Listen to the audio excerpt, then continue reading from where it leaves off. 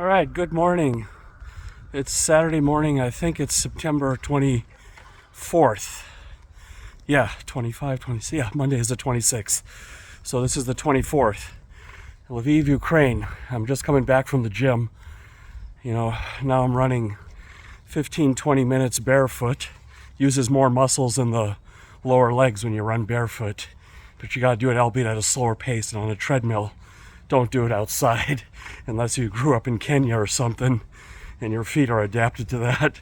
We all have baby feet, so this is only a treadmill exercise. I won't be running any 10Ks or half marathons barefoot anytime soon. But okay, what do we talk about today? Russia mobilizing the million-man army and wanting to come for Ukraine, come for Donbass, more nuclear threats. This is what I got to say to that. When Ukraine went to war, they had a backlog of 140,000 people that wanted to join, but they couldn't equip them. People are pouring in here from all over the world, and I still see people coming in. When I'm in the old town and when we go to Poland to visit, we're seeing young guys, old guys, all wanting to come here and do something. And when Putin announced he needed people for his army, everyone is running for the border.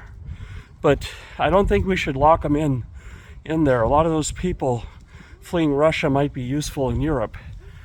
So I think we take their manpower away and we solve our labor crisis here in Europe at the same time. In Norway, for example, unemployment's still 3% and 5% is full employment. So it's technically still a shortage of jobs. That 3% is just people between jobs or people taking some time off. There's some economic definition of what's full employment, underemployment and all this kind of stuff. I'll leave that to you to Google. But yeah, I think we should let them all in Europe and resettle them in Canada where they have population shortage. I mean, for sure as hell, they're not going to go in Helsinki, Oslo, or Toronto. There's a lot of small towns in Europe and Canada, Northern Europe, Scandinavia and Canada, and places like in Montana or Idaho where there's definitely a need for people. And we can resettle them there.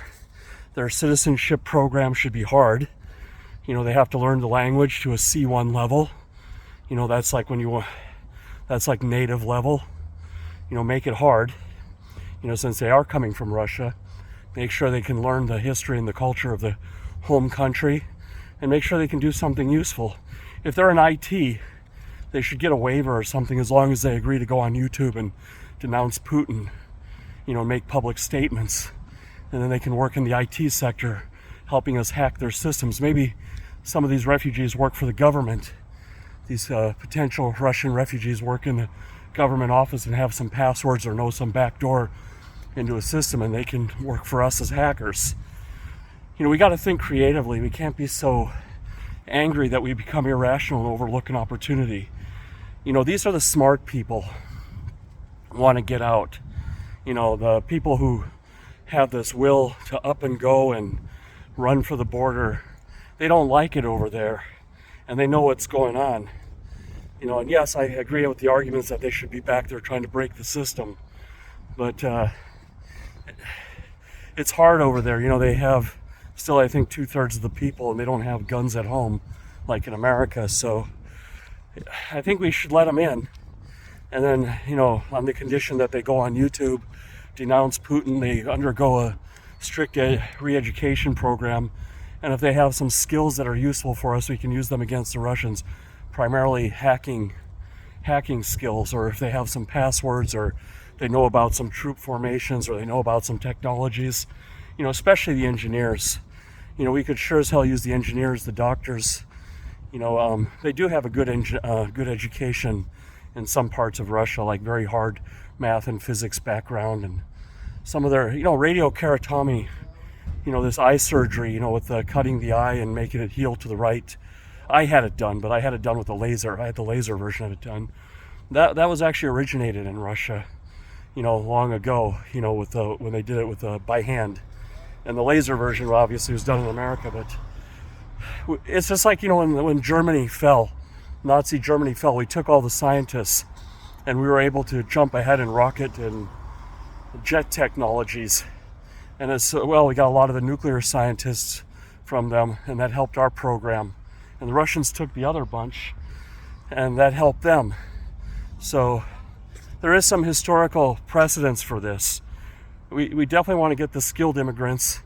We definitely have a labor shortage, especially in small towns. If you go to small town Norway, like places like Tolga, Tinset, or you go up like in Sweden, like this place Ora, where there's a ski resort, and you go to those little towns nearby there, or another town in Sweden called Skövde, near Gothenburg. It's dead. There's help wanted signs everywhere, but most of the people living there are pension age. Europe is hitting this gray wall. There's a lot more old people than young people, and it hurts the economy when the jobs don't get filled. And then they have big barriers to immigration. Well, not in Sweden if you're a skilled immigrant, but they still need laborers. They need people to work in the coffee shops, and they need people to clean. Have you ever tried getting a cleaning lady in Norway? It's damn near impossible, or it's pretty damn expensive. I mean, granted, they'll be paid fair wages and they'll be treated like Scandinavians. We're not going to second class them. We want them to work for us. But we have to have a positive view of these people fleeing. And of course, we got to vet them so they're not trying to infiltrate the system here. But I think once you put a Russian in a Western country for a while, they start to get it, that Russia's bad. They might talk a lot of shit. I've met these people who talk about how great Russia is while they were on work and travel in the US, but secretly they wanted to stay in America. And I think most of them found a way to stay. These work and travel people I'd seen, they either married somebody or just stayed illegally. I mean, America, Western Europe, Canada, Australia also could take in a lot of these people.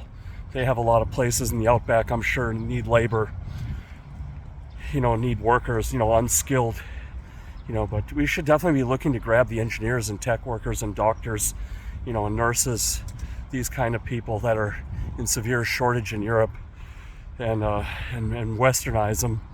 And that'll hurt Russia. The more we take from them, that's less they have, the less the tax base that they have to draw from, less labor force. And we can pay bounties. I think we can offer, like, if they're an engineer and they bring some plans or some useful technology, or they give us the backdoor keys to the Kremlin or something like that, we make them millionaires, just like they have with the pilots. If they bring a Russian jet over to Ukraine, they get $1 million if a Russian pilot defects. And I think they actually got a few planes that way. I've seen, like I said, the news here, it's all bits and pieces. It's not Reuters, it's not BBC or CNN, which have like some journalistic standard. I mean, granted, CNN is, I shouldn't use that as an example, but BBC, Reuters, I think are quite legit. So, yeah, but yeah, I had a colleague, in one of my projects that's overseas, say, oh yeah, 1 million Russians are coming, you should get out. No, hell no.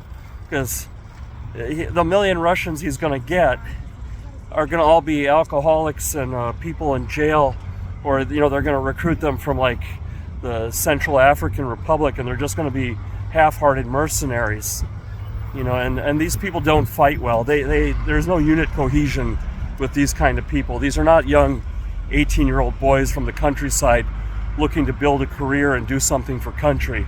These people are strictly out for the money. There is nothing to fight for in Russia.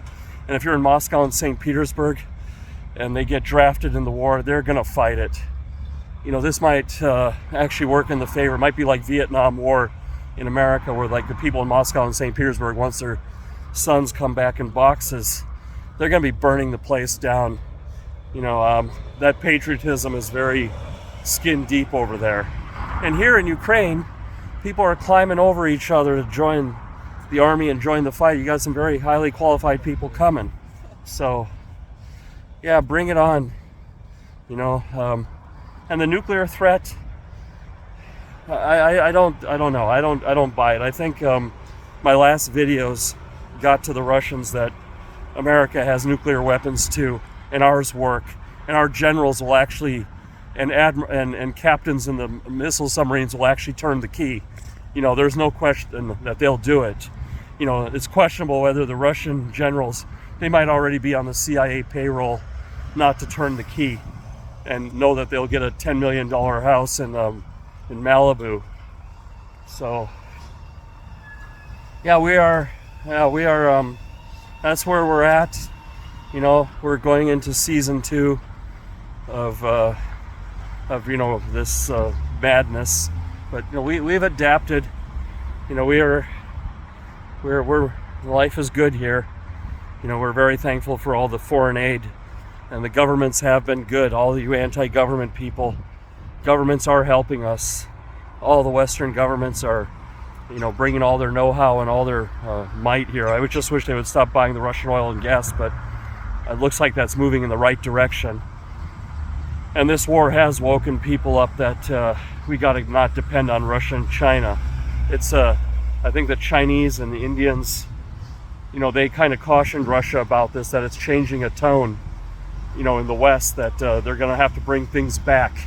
So the long term, 20 years from now, Russia is going to be 5 countries managed by intelligence agencies, and most of the production and everything will be in the West, and the strategy will be, instead of offshoring things, we'll be bring in immigrants, to, you know, build the factories here and bring in immigrants to man them, you know, and boost our populations, and then return those areas back to nature. You know, return, you know, strip them out of their tech.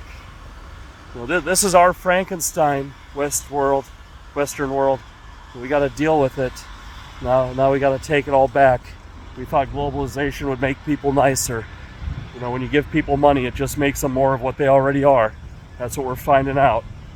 Anyway, everyone have a nice day. Goodbye.